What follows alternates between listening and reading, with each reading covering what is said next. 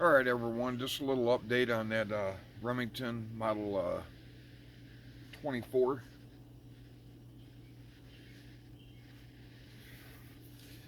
Same thing as the Browning SA-22. I don't know how well you can see it here. I didn't even refinish the stock. What I did is I took lacquer thinner and I wiped the stock down. There was a varnish on it, and I just wiped it down until I got all the varnish off. I didn't want to lose that red color to the wood, so I didn't want to mess with the stain.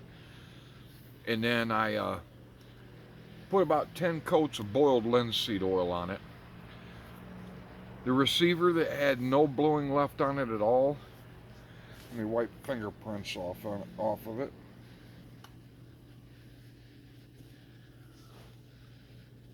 You can see that I polished the steel, and that was actually just cold blue that I took and put it on there. I didn't wipe it off or nothing else. I just let it sit overnight, and then it would get a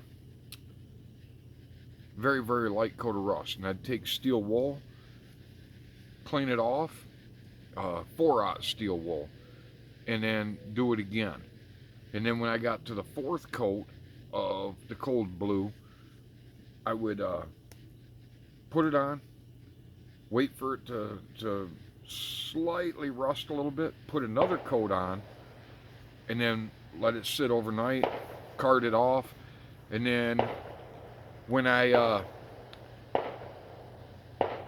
barrel, I just took that, and I have a tube that I put over top a pot of boiling water, and brought the bluing back in the barrel as much as I could. And I did the same thing with this, the receiver. I put it in there, and basically what I did was rust blued it. I did change the barrel nut, because the old style one, I had to use the new style release. If you remember right, before it was just cranked on because the takedown portion of the barrel was broke. And I replaced all of that in there with the new style, along with the new style barrel nut. So now the takedown works just like it's supposed to. And the gun is basically, other than, the rifling, there's not much I can do with that. The rifling's still not, I mean, it is what it is. It's a 100-year-old gun. It was made in 1923. It's still fairly accurate. I mean, I could shoot a squirrel at 50 yards with it, but it's not going to,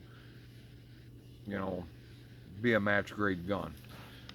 If you remember where the crack was, right here, it had a deep crack, and in here. I spread the cracks, I put epoxy on it, and then took just black electrical tape, taped it really tight, and then I put the epoxy on, spread the cracks, put the epoxy on, wiped the epoxy off, squeezed it really tight. Before it was fully cured, I pulled the tape back off and took a knife and lightly scraped it. And then I just buffed it with steel wool. Like I said, I didn't want to get into the wood of the stock and lose any of that color. Here you can see where when they coated it with varnish, it actually turned it black in there. I didn't want to mess with that a whole lot, and so I just left it. It doesn't bother me. But I wanted to clean the stock up, and I'm really happy with how the stock turned out. I don't know if you can see that. I mean, it's got a really nice color to it. Really nice grain. The boiled linseed oil, that's probably my favorite finish. Turned out really well. It ejects from the bottom. It's just a nice little design, but that's it. One of these days I'll get it out and shoot it, and I'll do a video shooting it, but I think I'm pretty much done with it. I'm not going to do anything else. I fixed what was broke on it, cleaned the gun up, And like I said, it was made in 1923, and it's still running and still shooting, and I'm happy with that. It's still accurate enough, like I said, that you could squirrel hunt with it or rabbit hunt with it. You're not going to be. I'm not going to try shooting a squirrel at 100 yards with it, but I mean, it is what it is. Just a nice little small game rifle. It'd be a good rifle for my grandsons to shoot. It's 22 short, so there's no recoil or nothing to it. But hope everybody has a great day. Talk to you later.